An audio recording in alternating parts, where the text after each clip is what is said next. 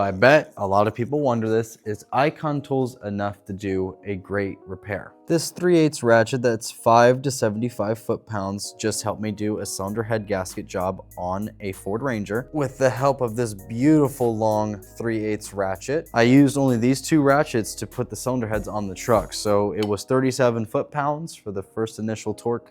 Then it was loosen the bolt 1 full turn, then 22 foot-pounds of torque, then 90 degrees of rotation, and an additional 90 degrees of rotation. This thing was a huge lifesaver to do that final 90-degree rotation. Trust me, it was like, ah!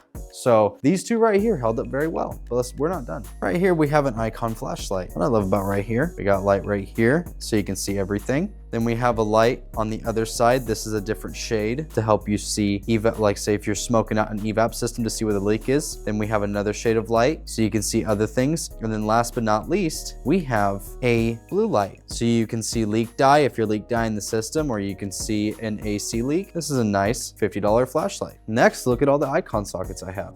These are all Icon. This is Icon.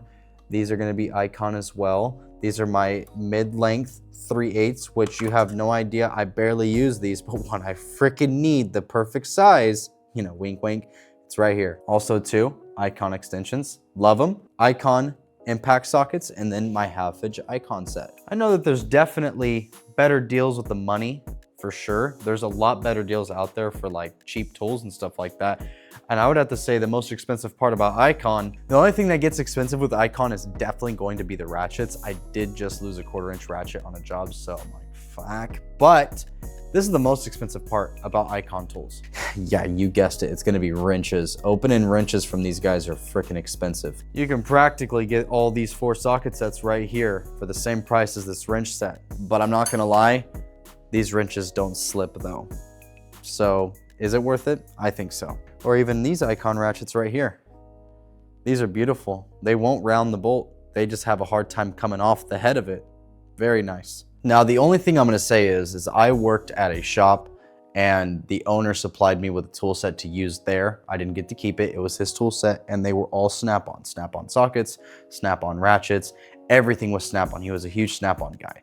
And I'll tell you what, I really don't notice the difference between Icon versus Snap-on. The only thing I notice is the fucking price tag is through the roof for Snap-on tools. In all honesty about Snap-on, not fully made in USA. So it's a huge marketing gimmick just to get Americans to waste money on mediocre tools. Yes, I said that.